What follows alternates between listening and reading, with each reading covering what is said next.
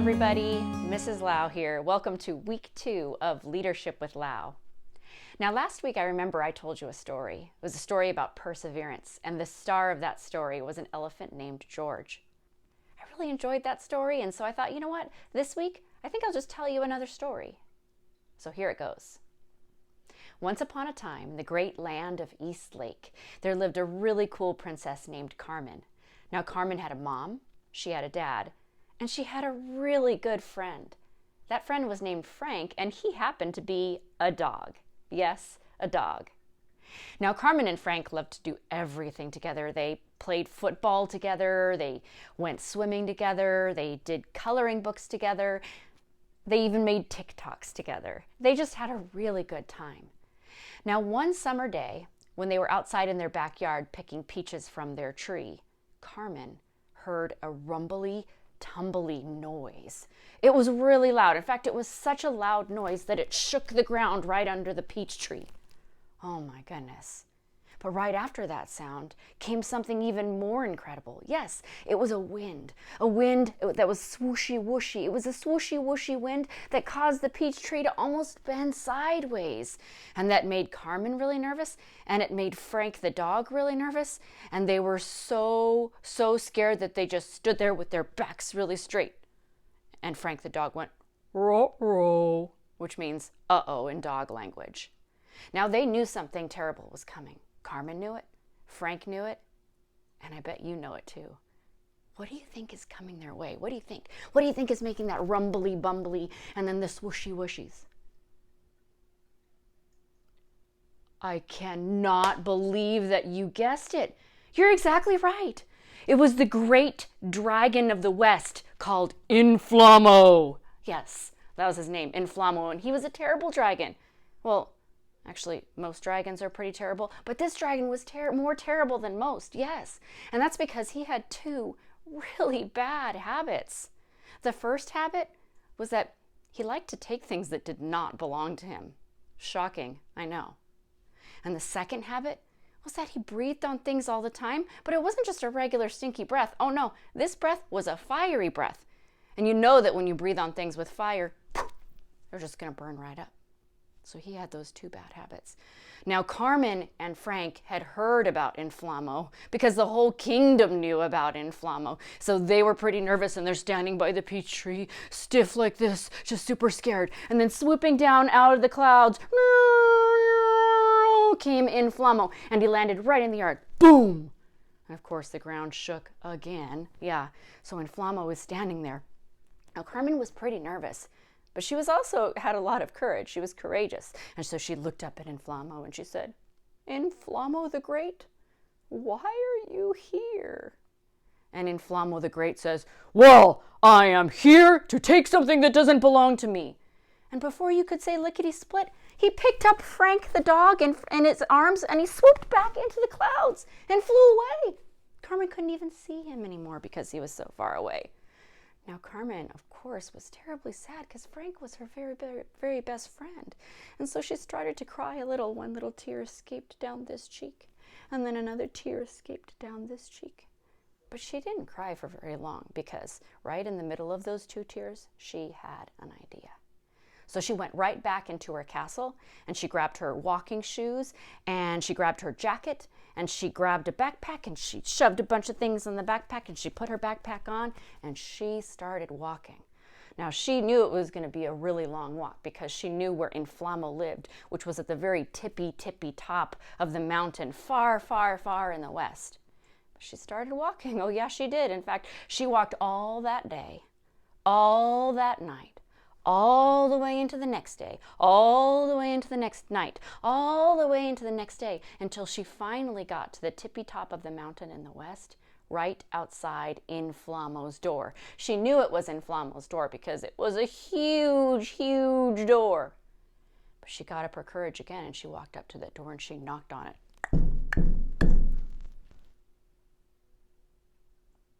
Nope. She heard nothing, so she tried it again. But this time she said, "Inflammo the Great, this is Carmen of Eastlake, and I am here to fetch my friend Frank." Still nothing. So she tried again. Inflamo the Great! This is Carmen of Eastlake, and I am here to fetch my friend Frank, and I also want to know why you took him in the first place." Now, Inflamo wasn't used to people talking to him. He wasn't used to having visitors, and so he got really curious, and he walked up and he opened the door. And he looked down at Carmen. "Carmen, what did you say?" And she said, "I want to know why you took Frank in the first place." Now, Inflamo had never thought about that before. He just sort of took things because it's what he knew how to do. He'd never really thought about, why do I take things? And so he stood there in his doorway thinking a little more, and thinking a little more. He finally realized what the answer was. He took Frank the dog because he needed a friend. So that's what he told Carmen. He said, "I took Frank the dog because I needed a friend." And Carmen said, "Oh, you needed a friend." And she took 2 steps inside of his house. She goes, "Well, that's your problem right there," said Carmen. Now Inflamo was really shocked by this girl. She came to his house, and now she's talking to him. He really couldn't understand what was going on. And so she said, "You need a friend? Well, that's not how dragons and people do it. They don't take friends. They make friends." "They make friends?" said Inflamo. "I don't even know what that means." Well, Carmen said, "I know what it means. Let me explain it to you. In order to make a friend, you have to do things together. You have to spend time together. And you also have to be very encouraging." "Encouraging?" said Inflamo. "I've never even heard that word. You probably just made it up." "No," said Carmen. Encouraging means that you say things to people that's going to help them to do good things. And you use your words for good things. You say nice things. You don't say things that are like mean and terrible and stinky and fiery. And Inflamo said, "I don't think I've ever said anything good. I don't think I've ever done anything good. I just take things and I burn things." And so Carmen said, "Well, that's kind of a problem. You're right. I don't think you can make friends if you only burn things and take things." Said Carmen. Said Carmen. Said Carmen. But she didn't have any ideas. She didn't know how someone could make friends if they only take things and burn things. So she opened up her backpack. She looked inside. She was hoping to get some good ideas. Well, not very many good ideas in that backpack. The only thing in her backpack was some graham crackers and some marshmallows and a tiny bit of chocolate. That's all the food that she had left. So she pulled it out and she put it on the ground. She said. "Ding! I have an idea," she said. "How about you use the graham crackers and the marshmallows and the chocolate and you cook me something?" "Cook you something?" said Inflamo. "I don't even have an oven." "You don't need an oven," said Carmen. "You have an oven right in your mouth." "You're right."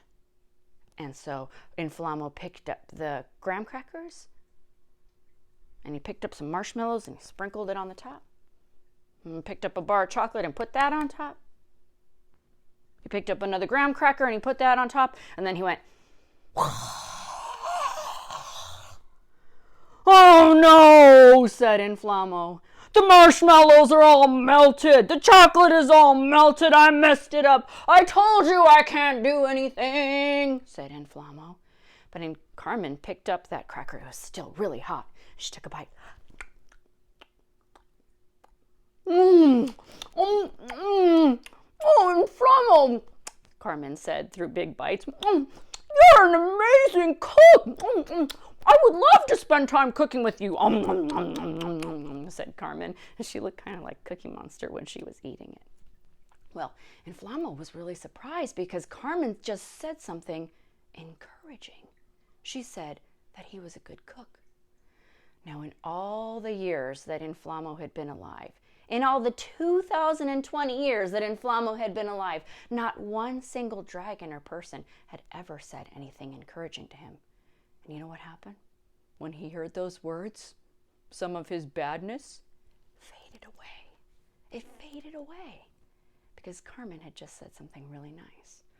This is amazing. In fact, this cookie is so amazing. I want s'more, said Carmen.